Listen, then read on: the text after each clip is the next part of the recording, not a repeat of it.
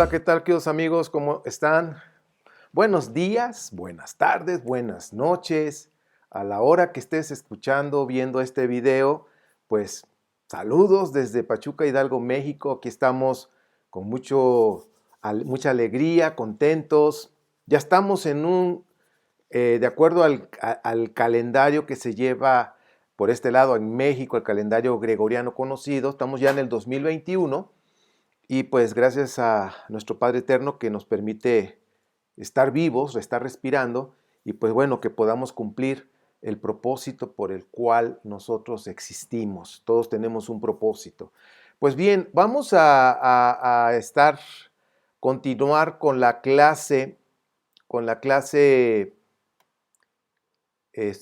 número 10 ya del curso de monoteísmo en la historia del antiguo Israel.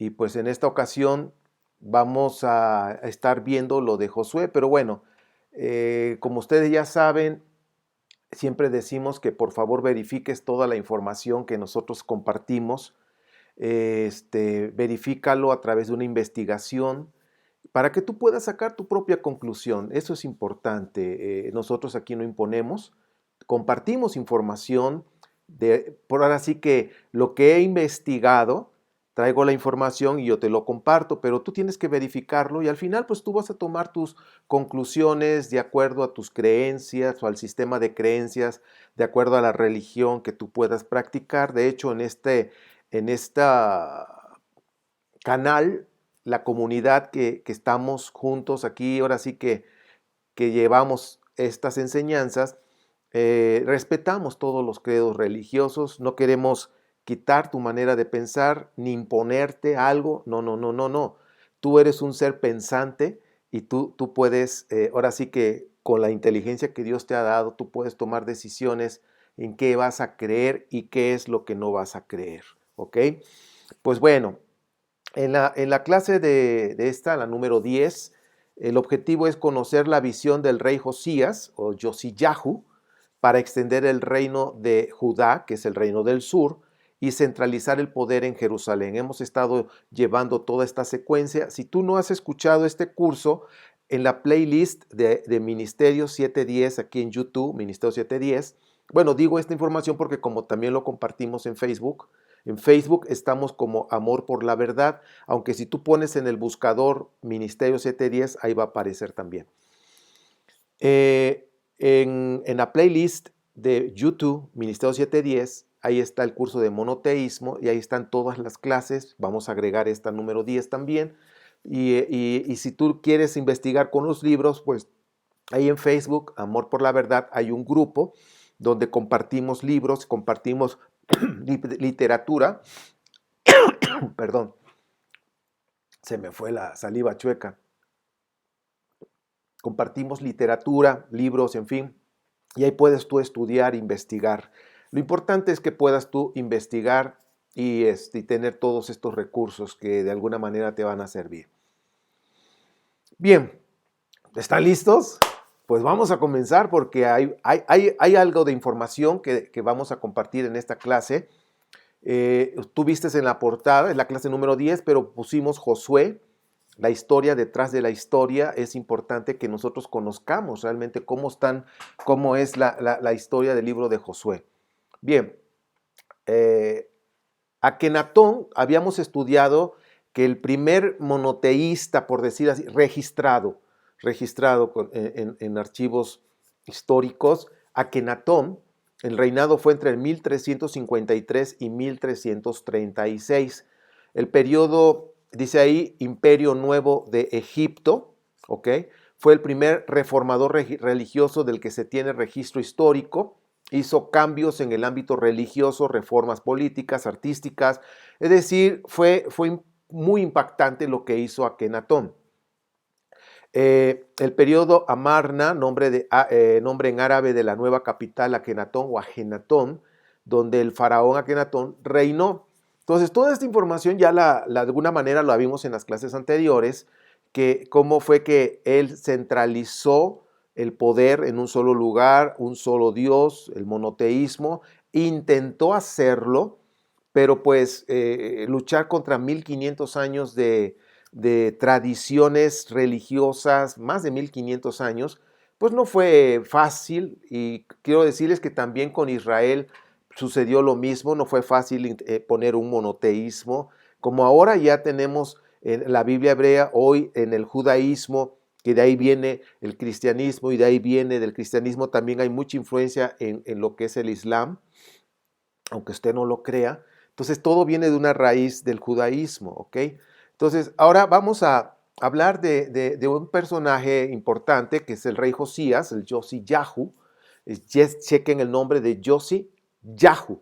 Y pues es un rey del sur de Judá. Chequen todos los reyes de Judá, la gran mayoría terminan con Yahu, cuando terminan en Ías. En Ías, por ejemplo, Ezequías, Josías, Jeremías, todo esto significa el Yahu, que es el Dios que estaba ya en esa época. Estamos hablando de los, por decir, el año 800, años 700, años 600, antes de la era cristiana.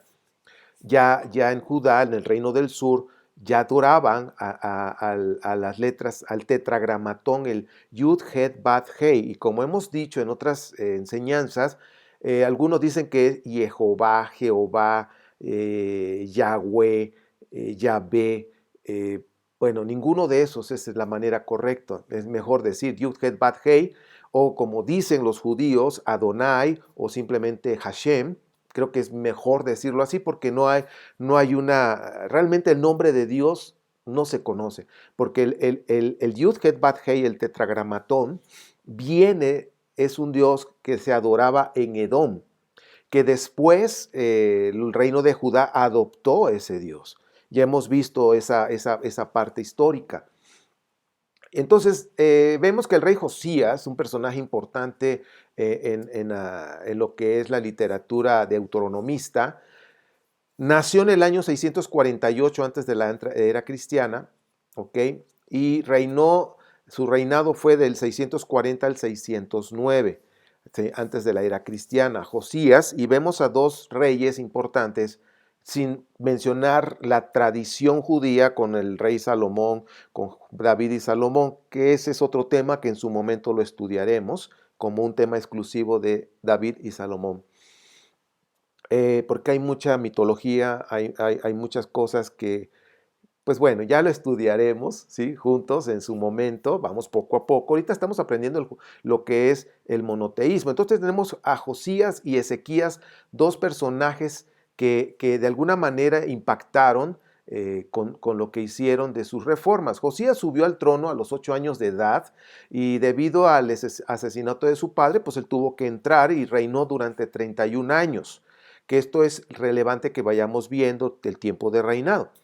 En política interior, lo que manejó Josías fomentó la idea de centralizar el poder y la adoración en Jerusalén, es decir, como Akenatón. Aunque fíjense que Josías estaba en otras fechas, estamos hablando de los años 620, 650, cuando estaba ya Josías, y Akenatón estuvo en los 1300, es decir, vamos hablando muchos años de diferencia. Sin embargo, aquí ya vemos que a Josías que quiso hacer algo como lo que hizo precisamente Akenatón, descentralizar el poder en un solo lugar, que en este caso el reino de Judá, su lugar importante es Jerusalén. Y centrar la adoración, o sea, el poder, el Estado, vamos a decir el poder que tiene que ver con el Estado, y la religión, ¿sí? Que en este caso es el templo. Entonces todo lo tuvo, en su visión era centralizar las dos cosas precisamente ahí en Jerusalén. Y pues para eso tuvo que destruir todos los santuarios que estaban ahí de otros dioses. Por ejemplo, en Jerusalén, cerca de Jerusalén, estaba un templo a la diosa Anat, ¿sí? De ahí viene Jeremías, su papá era un sacerdote de ese templo de la diosa Anat, ¿sí? Anatot. Y pues por eso nosotros estamos viendo cómo había diferentes templos en todo lo que es Israel, y estaban ahí adorando diferentes dioses.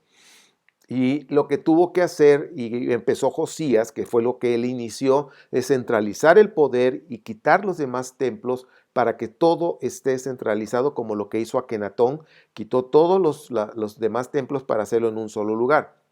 Al subir al trono, la situación internacional, tenemos que ver cómo estaba la cuestión histórica internacional en otros países o reinos, era bastante inestable. ¿Sí? En el tiempo del imperio asirio comenzaba a desintegrarse ya lo que es el sistema asirio. Recordemos que el imperio asirio fue el que tomó el reino del norte y se llevó, ahora sí que se integró todo lo que es el reino de Israel, se asimiló a Siria y a otros lugares. Entonces el imperio asirio ya se estaba debilitando, empezaba a desintegrarse. Y el imperio babilónico aún no lo había sustituido y el oeste de Egipto todavía se estaba recuperando de la dominación asiria. Es decir, el imperio asirio en su momento fue muy fuerte. Egipto se estaba recuperando, Babilonia apenas se estaba como que levantando y Asiria se estaba debilitando. Ese era el cuadro que existía en el tiempo de Josías. Es importante que visualicemos que imperios importantes, por ejemplo, Egipto apenas estaba recuperando de lo que hizo Asiria. Babilonia apenas empezaba a resurgir, el nuevo Babilonia. Y Asiria empezaba a debilitarse y tenía la tierra de Israel, ahí estaban los asirios, ahora sí que gobernando, teniendo sus soldados ahí en lo que es el reino de Israel y Asiria. Bueno, ahora, gracias a esa debilidad que los asirios empezaron a tener y los otros imperios, las potencias de aquel tiempo, Judá pudo gobernarse a sí mismo, o sea, otro reino ahí, el reino del sur, Judá, que nada que ver con el reino del norte. Eso es importante que lo vayas viendo, como la historia, la tradición nos habla que por causa de Salomón se dividió. La pregunta es, ¿siempre estuvieron unidos o cómo fue? Eso también lo vamos a estudiar en su momento, cómo fue el surgimiento de las tribus, cómo fue la historia en esa parte, lo que hay la historia. Quiero decirles que esto es relevante. La Biblia no es un libro histórico. Y a veces cuando las personas lo toman de manera literal, piensan que todo así como viene es así. No, no, no, no. La Biblia es un libro teológico, es un libro de fe, es un libro espiritual, que de veras la Biblia tiene riquezas impresionantes, espirituales, muy poderosas, que cuando nosotros lo comprendemos y lo practicamos, vemos resultados impresionantes. Dios es real, pero dentro de lo que es la Biblia, si tú lo tomas de manera literal, pues va a haber una situación, porque dentro de la Biblia hay relatos que son como novela, como esta Esther. Tenemos parábolas como lo que es Jonás, o sea, no sucedieron como tal, son parábolas.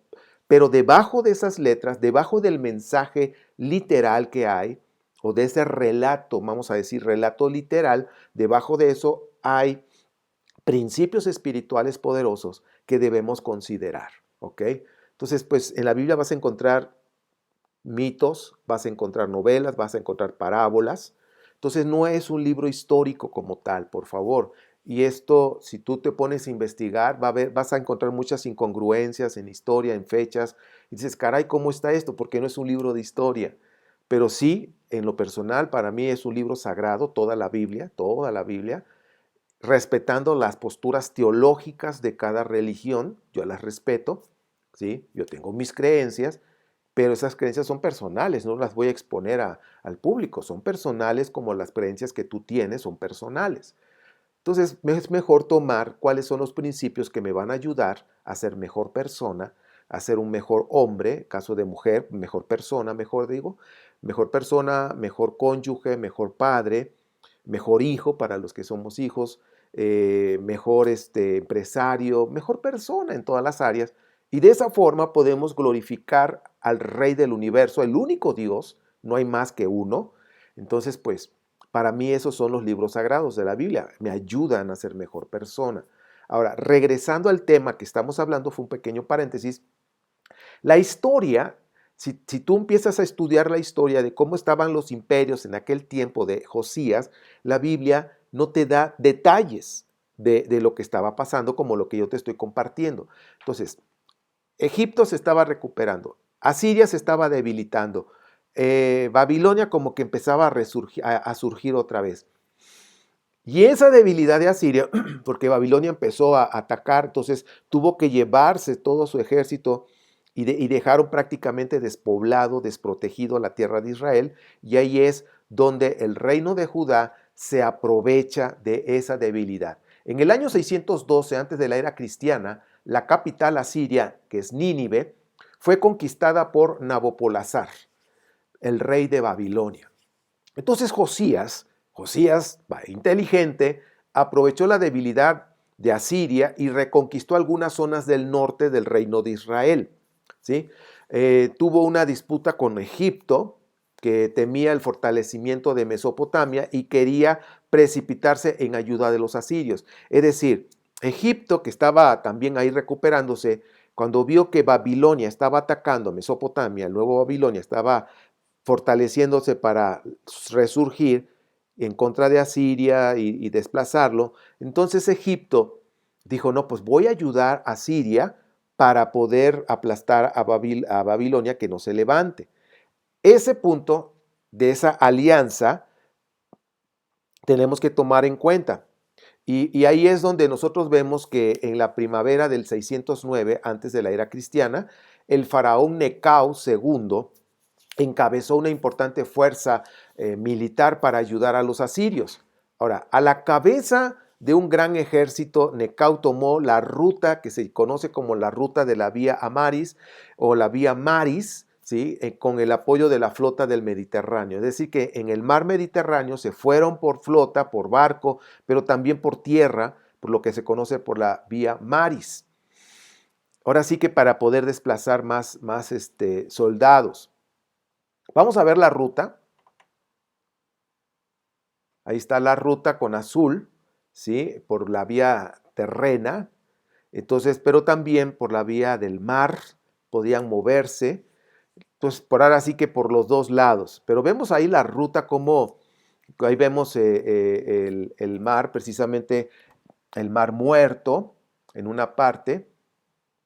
Y pues ahora sí que está Galilea, arriba de Galilea pues sigue la ruta hacia lo que es Asiria y lo que es Babilonia también. Vemos aquí otra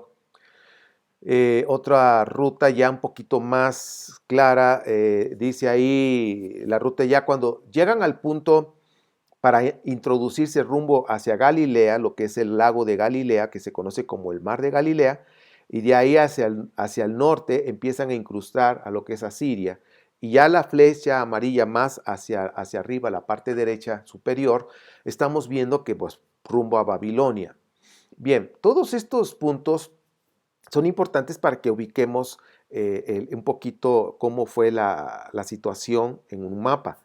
Pero los egipcios, al intentar cruzar por tierra, encontró el paso del valle de Jezreel, bloqueado por el ejército de Judá, pues ahora sí que por Josías, dirigido por Josías, que era aliado de Babilonia. Entonces vemos que Egipto era un aliado de Asiria, voy a apoyar a Siria, pero Josías se alió con Babilonia. Entonces vemos 2 contra 2. La batalla de Megido, Josías ahí murió, de acuerdo al relato bíblico, fue lo que sucedió. Ahora, existe una considerable evidencia arqueológica, incluyendo una serie de sellos, documentos, donde se ve una evolución al mostrar su nombre y no las imágenes egipcias o de estrellas o de luna, o la luna también, que eran símbolos importantes en aquellos tiempos de adoración a sus dioses. Hay una posible indicación de la aplicación de un riguroso monoteísmo por parte de Josías. ¿Ok? Vamos a ver aquí en la pantalla. Vemos ahí al rey Ezequías, ¿sí? El Hizkiyahu, que es el rey Ezequías, y el rey Josías, Josiyahu. Ahí vemos, tan solo con Ezequías, vemos el símbolo del dios Sol, de Amon-Ra, ¿sí? Como si fuera un escarabajo, pero es el dios Sol. ¿Ok? Se ve el dibujo a un lado, pero en la piedrita, en lo que es el sello, ahí es una representación para verlo con más claridad. Entonces vemos al rey Ezequías que de alguna forma todavía estaba bajo la influencia egipcia y tenía esa adoración al rey Sol, ¿ok? Amon-Ra, ¿sí? Y pues bien, de ahí vienen algunas palabras que se decían en el templo, que eso también lo vamos a estudiar poco a poco, pero quiero que veas cómo es la influencia de esta civilización, que son los egipcios. Ahora, Josías aprovechó la debilidad asiria y reconquistó algunas zonas del norte del reino del sur, que sería el norte de Judá, pero el sur del reino de Israel. Entonces era una mejor tierra. Recuerden que el reino del sur, que es Judá, era una tierra, o es una tierra seca, un calor impresionante, desértico, que de veras es un calor tremendo. Entonces veían al reino del norte, que es un reino más fértil, más fresco, hay más ríos, vegetaciones más verdes, o sea, es algo impresionante el cambio. Se siente el clima diferente, incluso los mejores viñedos, uno de los mejores viñedos a nivel mundial, están precisamente en el reino del norte. Ahí, ahora sí que a mí me tocó probar esos vinos que son deliciosos y son muy caros, son muy, pero muy caros, por el tipo de tierra que hay y el tipo de agua, en fin, es una zona privilegiada. Entonces el reino del sur siempre vio esa tierra, la anhelaba, y si nosotros vemos a los profetas, lo que es Ezequiel, lo que es Jeremías, dentro de sus oráculos siempre visualizaban que esos dos reinos se pudieran juntar y que pudieran ser uno solo para que pudiera tanto Judá, y eso vienen de los judaítas, todos esos deseos, ¿ok? Porque no hay oráculos del reino del norte que diga, pues queremos que seamos uno, no, son los del sur, checa. ¿Quiénes son los que dicen eso y de dónde son? Son de Judá. Siempre anhelaron que estos dos reinos fueran uno solo para que Judá pudiera tener todo. Por eso, ahora sí que lo que es el reinado, el rey que iba a gobernar sobre todo, tenía que venir de Judá. Observa todo eso, por favor, obsérvalo. Bien, entonces, el autor intelectual del libro de Josué, aquí ya vamos a entrar con Josué, es Josías. Ojo con lo que voy a decir, porque quizás te vas a decir, ay, ¿cómo va a ser eso? Investígalo, no me creas. Investígalo, por favor. El actor intelectual del libro de Josué es Josías, donde relata la conquista del reino del norte, que era un grupo social diferente al reino del sur. Bien, ahora vemos que la primera versión del libro de Josué data del siglo 7, siglo 6 antes de la era cristiana, aproximadamente entre los años 639 y 609 antes de la era cristiana. Josué, del capítulo 1 al 12, se inspira en la propaganda militar de los asirios y de los neobabilónicos. Y esto es importante, ¿por qué? Porque era el tiempo, era esa época. Los asirios, los babilónicos escribían, y es importante que estemos conscientes, los libros, la Biblia son libros sagrados, pero tienen influencias de diferentes culturas, ¿ok? También debemos tomarlo como tal, ¿eh? Y no porque tengan influencia de otras culturas, no nos transmite un mensaje positivo para nuestras vidas, claro que sí. Ay, perdón. Ahora, vemos acá en Josué, capítulo 1, 2 al 6, y capítulo 10, versículo 8, yo te voy a pedir que tú lo leas. Dice, fueron tomados del oráculo dirigidos al rey de Asiria antes de salir a una campaña militar. Las victorias de Josué tienen paralelos en los textos asirios y babilónicos. Y quizás tú vas a preguntarte, oye, entonces ¿no sucedió lo de la conquista de Canaán como lo dice ahí? Pues no, ¿ok? Tenemos que tomar las cosas como son, ¿ok? Ahora sí que, acuérdate que la Biblia no es un libro de historia, ¿ok? Nos da relatos con mensajes teológicos, con mensajes espirituales. Bien, entonces las victorias de Josué tienen paralelos con los textos asirios y babilónicos. Por ejemplo, vamos a poner uno, el oráculo de salvación dirigido a Azaradón. Dice, no temas, yo soy Istar de Arbela, que pone a tus enemigos bajo tus pies. Y eso viene en Josué 10:8.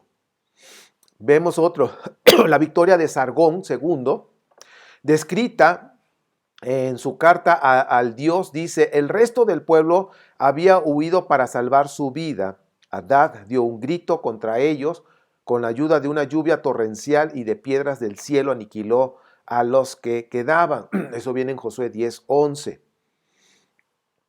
Ahora dice: el reino del norte se convirtió en una provincia siria desde el año 722 antes de la era cristiana. Sennacherib la destruye y se lleva cautivos a la gran mayoría, y solamente dejó a los viejos, enfermos, pobres, a los que ya no eran productivos, que no podían sacar más provecho.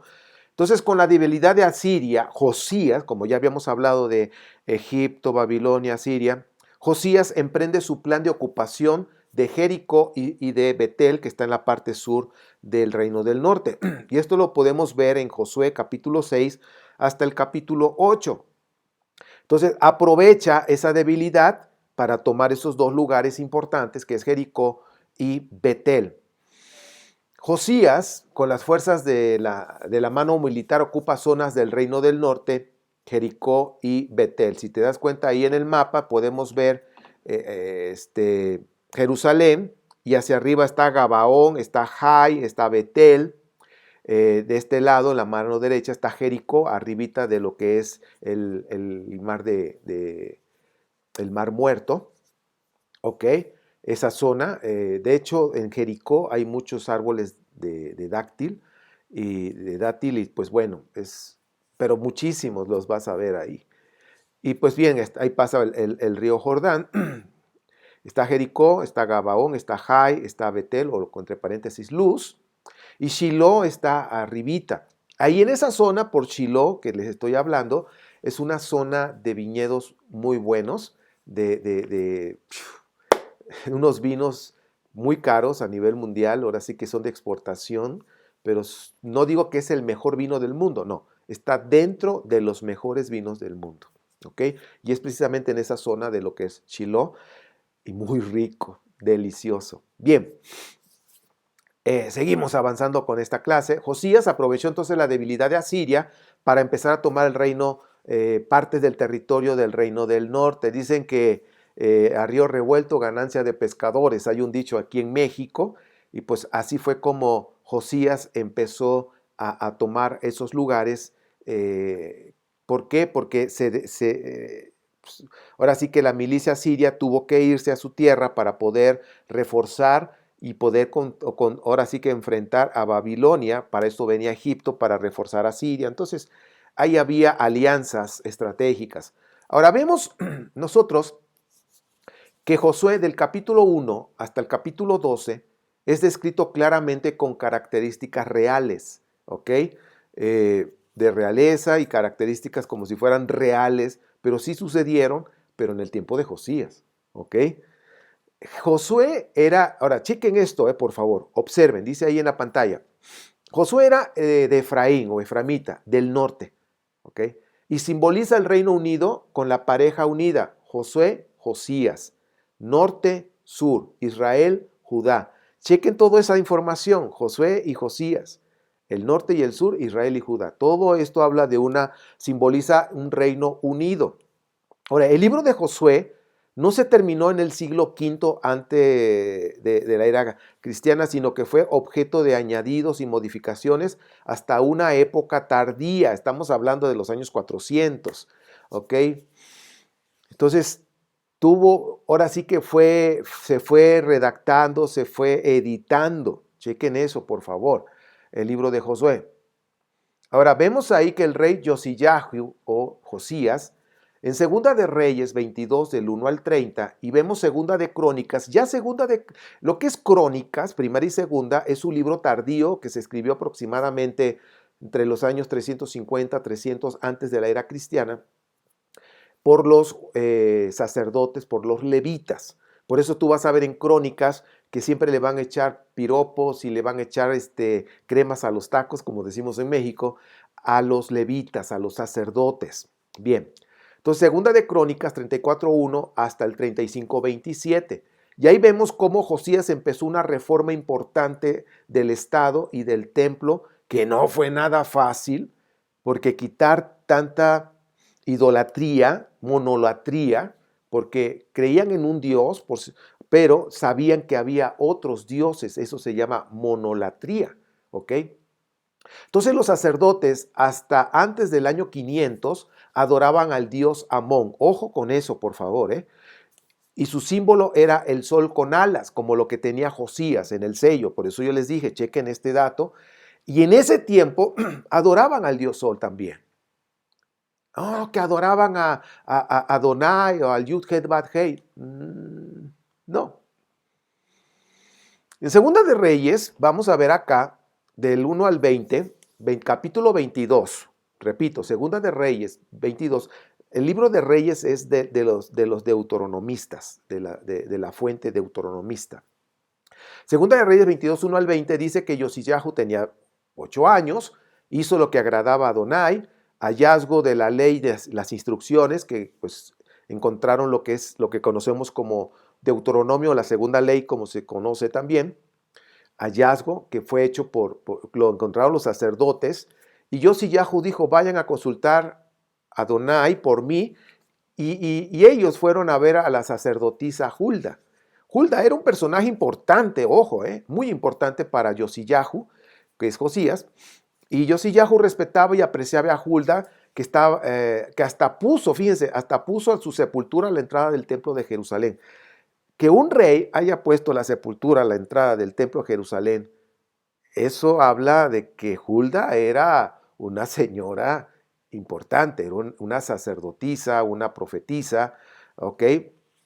De los tiempos de Josías. Vamos a verlo acá en la pantalla y vemos ahí cómo la tumba de Hulda está en esa casita, lo estoy señalando, y está la entrada, las puertas de Hulda, por eso se conoce también así, está la entrada del templo y pues ahí está, históricamente, todavía la historia nos respalda sobre esta información. Ahora, en Segunda de Reyes 23, del 1 al 20, convoca todo el reino de Judá, leyeron Deuteronomio, renuevan el pacto con Adonai, sacaron del templo a esos dioses que tenían, otros dioses, pues no nada más adoraban al Yud Het Bat Hei, sino también adoraban a Baal y otros dioses. Quemaron todo lo pagano y las cenizas las llevaron hasta Betel. Chequen el dato, Betel, que era un símbolo religioso para el reino del norte, que el reino del norte, su dios era el dios El. Todavía prevalecía esa influencia del dios El, Betel. Y cómo terminan los nombres en Israel, ¿ok? Los nombres de los Ezequiel y así, ¿no? Pues bueno. Leyeron Deuteronomio, renuevan el pacto con Adonai, sacaron del templo los dioses, quemaron todo lo pagano, llevaron a Betel. Las deidades paganas que había era Baal, Moloch, Astarte, Quemos, Asherá, Sol, Luna. Todos estos eran personajes divinos de aquellos tiempos del panteón de dioses, tanto cananeo como fenicio. Y eliminó santuarios paganos. Acuérdense que Josías quería centralizar todo en Jerusalén. En Segunda de Reyes 23, 21 al 30 estamos viendo que Deuteronomio 16 del 1 al 8 se celebra Pesaj en Jerusalén y ahí asar carne y cocer la carne. Ahí vemos cómo Deuteronomio 16 habla de asar la carne y en Éxodo Deuteronomio habla ya de cocer la carne y Éxodo habla de asar. Son conceptos importantes que debemos entender. Cuando los beduinos andan, ahora sí que nómadas, andan errantes, ellos no cocen la carne porque no hay mucha agua, entonces asan carne y porque están en movimiento, no están en un solo lugar, son beduinos, nómadas. Pero cuando ya están instalados en un lugar, que vamos a decir, se establecen, hacen una ciudad, por decirlo así, entonces ya no asan ahí, aunque pueden asar carne, pero la diferencia es que ahora cocen la carne porque ya están establecidos. Entonces lo que estamos viendo es que en Éxodo, cuando salieron de Egipto, de acuerdo al relato, asaron carne porque iban a estarse moviendo. Sin embargo, ya Deuteronomio ya está dando por hecho que están en Jerusalén y por eso dice que asaron la carne. Ya están dando confirmando que están ahí. Entonces expulsó adivinos, hechiceros, hizo una limpieza en Jerusalén y en todo Judá para enfocarse en un solo Dios, que el Yud-Het-Bat-Hei, y el libro de la ley que viene siendo Deuteronomio en ese momento. Josías o Yosiyahu murió en la batalla ante Necau de acuerdo a los relatos bíblicos. Bien, entonces estamos viendo cómo Josías empezó todo este proceso, como lo que hizo Akenatón, de que quitó los dioses y puso un solo Dios, ¿sí? Acá también Josías empezó, el que realmente comenzó ese proceso de monoteísmo fue Josías, ¿ok? No fue fácil y fue todo un proceso, por eso vemos ya cuando Esdras, con la Torá que se entregó y se empezó a estudiar, leerla cada semana en cada Shabbat, para estar discipulando al pueblo a que vean un solo Dios, un solo Dios, un solo Dios. Y hasta el día de hoy se estudia la parashá o la porción de la semana y termina y otro ciclo más y otro ciclo más. Y así ha sido por 2500 años todo ese proceso. El día de hoy, pues Israel, por supuesto que hay un solo Dios, el Yud-Het-Bat-Hei, Adonai o Hashem. ¿Sí? Y es ahora sí que podríamos decir que el judaísmo es una religión monoteísta. Quiero decirte la bibliografía que tú puedes encontrar aquí en Facebook, en el grupo de libros. Introducción al Antiguo Testamento, estamos Amor por la Verdad en Facebook. Introducción al Antiguo Testamento de Tomás Romer, se los recomiendo. Instituciones del Antiguo Testamento de Roland de Baus y Biblia del Peregrino II de Luis Alonso Choquel. También Monoteísmo y Poder de Tomás Romer, también podemos considerarlo. Bueno, mis queridos amigos, de veras que la clase a mí se me hizo muy interesante cuando estuve investigando toda esta información. Y yo te pido, por favor, que tú hagas lo mismo, que tú puedas verificar. ¿Me puedo equivocar? Por supuesto que sí. Y te agradezco que me hayas acompañado en esta clase número 10. Todavía nos faltan algunos detalles por terminar. Estaremos agregando una o dos clases más para terminar este curso que se llama Monoteísmo en la historia del antiguo Israel. Yo te recomiendo, si no has tomado las clases anteriores, esta es la número 10, te recomiendo que lo hagas. Los libros que digo están ahí en la biblioteca virtual de Facebook, Amor por la Verdad, en un grupo especial. Y pues, si el Padre nos permite, nos vamos a ver en la siguiente clase, en la número 11. Te mando un fuerte abrazo y te deseo lo mejor de lo mejor. Que nuestro Padre bendito ahora sí que te bendiga y te guarde, haga resplandecer su rostro sobre ti, extienda su amor y te dé gracia. Alce su rostro sobre ti y te dé mucha paz, mucho shalom, como es en hebreo, a ti, a tu familia, en tu hogar, y brillemos en donde quiera que estemos haciendo buenas obras para honrar al Rey del universo, practicando justicia y bondad con un corazón humilde. Nos estamos viendo en la próxima clase. No olvides, por favor, suscribirte, suscríbete, ponle like para que esta clase se pueda compartir a más personas. Y tenemos en vivo todos los sábados aquí en YouTube a las 11 de la mañana. Todos los sábados tenemos en vivo, te invitamos que nos acompañes. Y todos los jueves a las 7 de la noche por Facebook, Amor por la Verdad. Tenemos una reflexión en vivo también. Te esperamos. Y si no estás en Facebook, por favor, suscríbete, síguenos, ponle me gusta. Ahora sí que síguenos en Facebook y ahí mantenernos también en contacto. Muchas bendiciones, soy tu amigo Ernesto Rosas, transmitiendo desde la ciudad de Pachuca, Hidalgo, México. Shalom.